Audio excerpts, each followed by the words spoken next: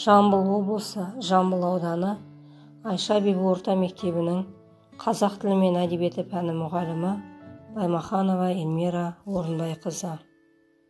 Қазақ тілі 9 сынып.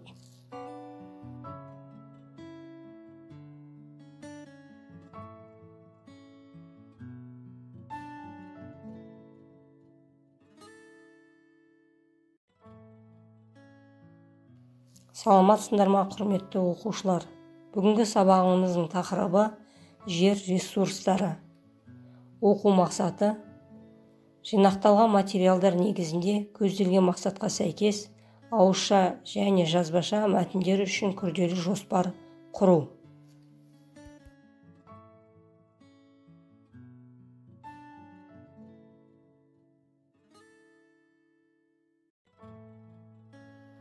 Бағалау критерийлері: мәтін мазмұнын түсіне алады, сұрақтарға дұрыс жауап береді, мәтіндегі ақпараттарды қолдана отырып, күрделі жоспар құрады, өз ойын дәлелдер келтіре отырып білдіре алады.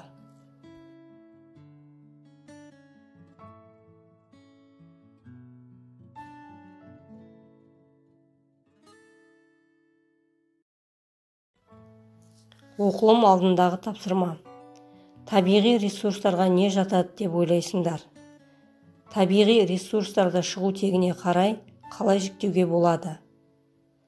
Адамзат үшін табиғи ресурстардың қандай пайдасы бар?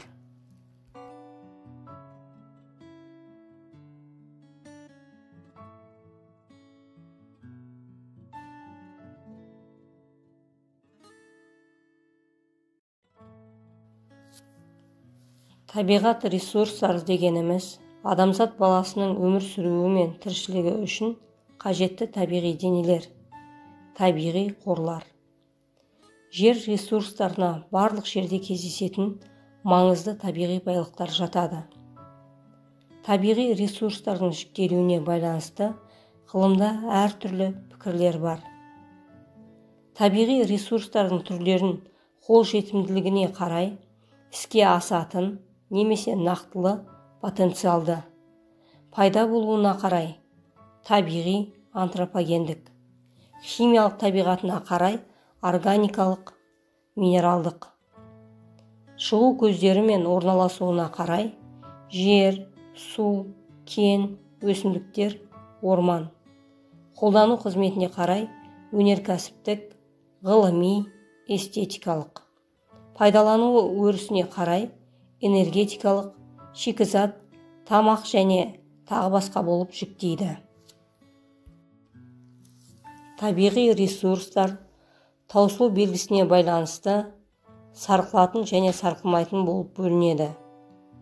Сарқылатын және қалпына келетін ресурстар туралы айтқанда, жер және орман ресурстарына ерекше тоқталу керек. Топырақ барлық материалдық игілік негізі. Әр адамның тұрмыс жағдайы осы байлық көзіне байланысты. Топырақты өңдеуде дұрыс технологияны қолданбаса, су және жел эрозиясының күшеюіне әкеп соғады. Топырақты дұрыс баптау арқылы жерді қалпына келтіріп, немесе бұзбай отыруға болады. Табиғи ресурстар және жер ресурстары туралы алған мәліметтерге сүйене отырып, енді тапсырмаларды орындайық. Бірінші тапсырма: берілген ақпараттар негізінде мәтінге күрделі жоспар құрыңыз. Дескрипторы: мәтін мазмұнын түсіне алады, мәтіндегі маңызды бөлім атауларын іріктей алады, мәтіндегі ақпараттарды қолдана отырып, күрделі жоспар құрады. Мына кестеде жай жоспар, күрделі жоспар, тезистік жоспар құру жайында мәліметтер келтірілген. Жоспар дегеніміз мәтін мазмұнының ықшам, нақ әрі жүйелі берілген тірек негізі. Осы мәліметтерді пайдалана отырып, берілген ақпараттарды қолданып, күрделі жоспар құрамыз. Екінші тапсырма.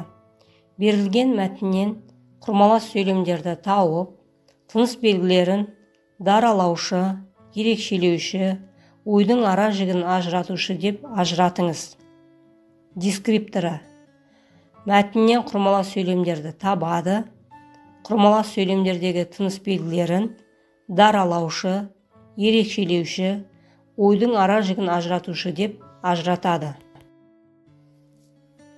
Бекіту тапсырмалары. Сабақ тақырыбына байланысты, құрамында даралаушы тыныс белгісі бар 3 құрмалас сөйлем жазыңыз. Бекіту сұрақтары. Табиғи ресурстар таусылу белгісіне байланысты қалай бөлінеді? Сарқылатын және қалпына келетін ресурстар туралы айтқанда, қай ресурстарға ерекше тоқталуға болады? Адамдар табиғат ресурстарын дұрыс пайдалана ма?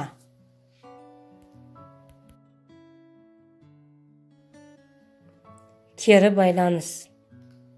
Мен бүгінгі сабақтан не білдім? Мен бүгінгі сабақтан қандай ой түйдім? Мен мынадай пікір ұсынамын деп сұрақтарға жауап береміз. Үй тапсырмасы. 11-ші тапсырма. Мәтіндегі табиғи ресурстарды жіктеудің түрлері бойынша ғаламтордан 2 кесте табыңыз. Оларды салыстырып, қандай ұқсастығы мен ерекшеліктері бар екенін анықтаңыз. Назар қойып тыңдағандарыңызға рахмет.